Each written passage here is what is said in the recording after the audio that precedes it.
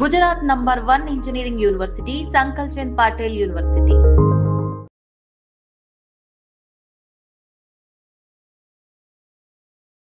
హైదరాబాద్ నగరంలో అది ఎంఎంటీఎస్ రైల్లో దుండగుడు ఒక యువతి మీద అత్యాచార ప్రయత్నానికి పాల్పడడం సంచలనంగా మారిపోయిన పరిస్థితి. నిన్నటి నుంచి కూడా ఈ వార్త ఒక సంచలనంగా మారిపోయిన సిచ్యువేషన్ అయితే కనిపిస్తోంది. ఎంఎంటీఎస్ ట్రైన్ లో జనరల్లీ అయితే లోకల్లీ చాలా మంది దూర ప్రాంతాలకు వెళ్లే వాళ్ళు ఎంఎంటీఎస్ రైల్ నే ఆశ్రయిస్తూ ఉంటారు. అట్లాంటిది మేడ్చల్ కి సంబంధించిన యువతి కూడా అట్లనే నిన్న ఆమె సెల్ ఫోన్ పాడవడంతో ఆమె సెల్ ఫోన్ రిపేర్ కోసమని సికింద్రాబాద్ వచ్చింది. సికింద్రాబాద్ లో రిపేర్ చేయించుకున్న తర్వాత మొన్న రాత్రి రిటర్న్ వెళ్తున్నటువంటి సమయంలో ఈ ఇన్సిడెంట్ అయితే జరిగింది. అయితే ఈ ఇన్సిడెంట్ కి సంబంధించి పూర్తి సమాచారం సేకరించే పనిలో పోలీసులు నిమగ్నమైన పరిస్థితి. ఈమె మేడ్చల్ జిల్లాకు సంబంధించిన యువతే. అక్కడి వరకు ఆమె ఎంఎంటీఎస్ ట్రైన్ లో జర్నీ చేస్తోంది, అది కూడా లేడీస్ కంపార్ట్మెంట్ లోనే. లేడీస్ కంపార్ట్మెంట్ లో ఆమె జర్నీ చేస్తున్నప్పుడు ఆ టైంకి ముగ్గురు యువతులు ఉండే.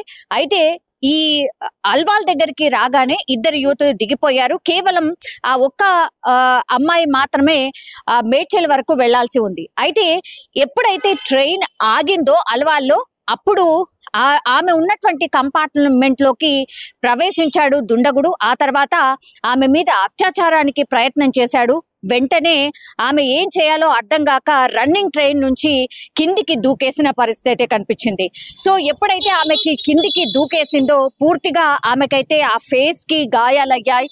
ఆ తర్వాత పంటికి కూడా గాయమైంది, ఫేస్ అంతా స్వెల్లింగ్ అయింది, అట్లాగే లెగ్ కూడా ఫ్రాక్చర్ అయినట్టుగా నిన్న పోలీసులు కూడా ప్రెస్ మీట్ లో చెప్పడం అయితే జరిగింది. ఈ కేసుని చాలా సీరియస్ గా తీసుకున్నటువంటి పోలీసులు నిందితుడి కోసం నిన్ననే 4 బృందాలుగా గాలింపు స్టార్ట్ చేశారు. అట్లాగే సీసీ ఫుటేజ్ ఏదైతే ఉంటుందో, ఈ ట్రైన్ స్టాప్స్ స్టేషన్స్ ఎక్కడైతే ఉంటాయో అక్కడ పూర్తిగా ఈ సీసీ ఫుటేజ్ ని సేకరించిన తర్వాత ఈ నిందితుడు ఎవరు అనేది గుర్తించడం జరిగింది. ఇప్పుడు ఈ నిందితుడు ఫోటో అట్లాగే ఆయన పేరు కూడా బయటకు వచ్చిన పరిస్థితి.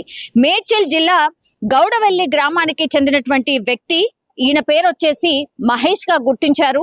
సో ఈ ఫోటోని తీసుకెళ్లి యువతి ఎక్కడైతే ట్రీట్మెంట్ తీసుకుంటుందో హాస్పిటల్లో ఆమెకు ఫోటో చూపించినప్పుడు ఎస్ ఇతనే అన్నటువంటి నిర్ధారణకు వచ్చిన తర్వాత ఇప్పుడు మహేష్ నైతే పోలీసులు గాలింపు చర్యలు చేపట్టిన తర్వాత ఇప్పుడు మహేష్ పోలీసుల అదుపులో ఉన్నాడు. సో యువతి నిర్ధారించిన తర్వాత ఇప్పుడు మహేష్ నైతే అదుపులోకి తీసుకోవడం జరిగింది.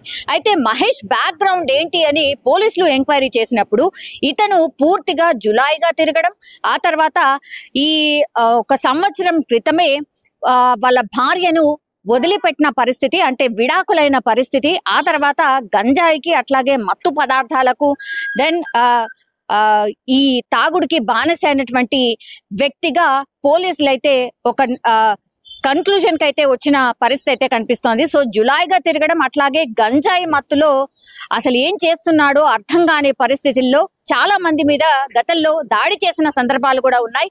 సో ఇట్లా ఇవన్నీ తట్టుకోలేకనే వాళ్ళ భార్య కూడా అతన్ని విడిచిపెట్టేసింది 1 సంవత్సరం క్రితం అనేటువంటి మాట కూడా ఇప్పుడు పోలీసులు చెప్తున్నటువంటి పరిస్థితి.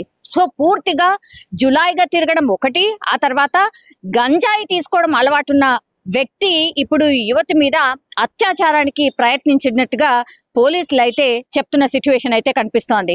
సో ఇవన్నిటిని చూసినప్పుడు ఇప్పుడు అగైన్ మళ్ళీ ఇంకో ప్రశ్న ఏం రైజ్ అవుతోంది అంటే, ఇంకా కూడా గంజాయి దొరుకుతుందా, ఇంకా కూడా గంజాయి సప్లై ఇట్లా అవుతోందా హైదరాబాద్ లో? ఇంత పకడ్బందీగా పోలీసులు చర్యలు తీసుకుంటున్నా, ఎక్కడికక్కడ గాలింపు చర్యలు చేపడుతున్నా, పూర్తిగా గంజాయికి సంబంధించిన బ్యాచ్ మీద నిఘా పెట్టినా ఇంకా కూడా ఇట్లా గాంజా సేవిస్తున్న వాళ్ళ పరిస్థితి ఇలా ఉంది. అట్లాగే వాళ్ళు ఆ మత్తులో ఏం చేస్తున్నారో తెలియనటువంటి పరిస్థితిలో ఇట్లా ఈ అత్యాచార ప్రయత్నాలు కావచ్చు, లేదంటే క్రైమ్ కి సంబంధించిన ఇన్సిడెంట్స్ చేస్తున్న వాళ్ళలో పెద్ద సంఖ్యలో ఇట్లా గాంజా లేకపోతే మత్తు పదార్థాలు అనుకోండి, లేకపోతే ఇట్లా మందు సేవించడం అనుకోండి, ఇట్లాంటి వాళ్ళే చాలా ఎక్కువగా ఇట్లాంటి ఇన్సిడెంట్స్ కి పాల్పడుతున్న సిచ్యువేషన్ అయితే కనిపిస్తోంది. ఇప్పుడు యువతి మహేష్ గా గుర్తించింది కాబట్టి ఆయన మీద పోలీసులు అయితే వివిధ సెక్షన్ల కింద పోలీసులు కేసులు అయితే నమోదు చేసిన పరిస్థితి. నిన్న ఎప్పుడైతే యువతి ట్రైన్ నుంచి దూకేసిన తర్వాత ఆమెకు గాయాలయ్యాయి. ఆ తర్వాత ఆమెను గాంధీ హాస్పిటల్ కి తరలించారు. దెన్ అక్కడ డాక్టర్స్ ఇచ్చిన సజెషన్ ప్రకారం అయితే ఆమెని మెరుగైన చికిత్స కోసం యశోద హాస్పిటల్ కి తరలించి ఈ రోజు లెగ్ కి సంబంధించిన సర్జరీ చేయబోతున్నట్టుగా కూడా మనకున్నటువంటి సమాచారం.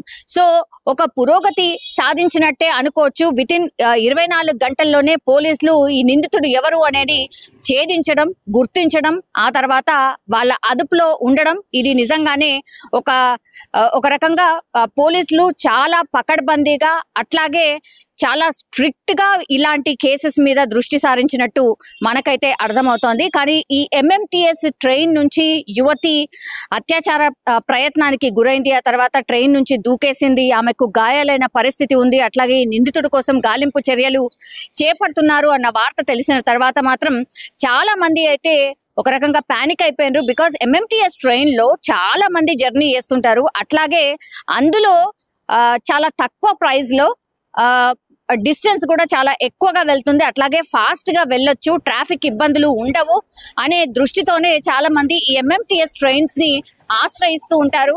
అట్లాంటి ట్రైన్ లోనే ఇట్లా అఘాయిత్యం జరగడంతో అయితే చాలా మంది ప్రయాణికులు భయపడిపోయిన సిచ్యువేషన్ అయితే కనిపిస్తోంది. కానీ 24 గంటల్లోనే పోలీసులు నిందితుడు ఎవరు తేల్చడం, పట్టుకోవడం అయితే నిజంగానే చాలా మంది ఇప్పుడు MMTS ట్రైన్ లో జర్నీ చేస్తున్న వాళ్ళ అభిప్రాయం కూడా ఏంటి అని అంటే 24 గంటల్లోనే పోలీసులు ఆ నిందితుడిని ఎవరినో పట్టుకోవడం అయితే జరిగింది. గతంలో ఎప్పుడైతే ఇట్లాంటి ఇన్సిడెంట్ జరగలేదు. రైల్వే నిజంగానే సేఫెస్ట్ జర్నీ అనేటువంటి మాట కూడా ఎవరైతే ప్రయాణికులు రైల్వేలో జర్నీ చేస్తారో వాళ్ళు కూడా చెప్తున్న పరిస్థితి అయితే కనిపిస్తోంది.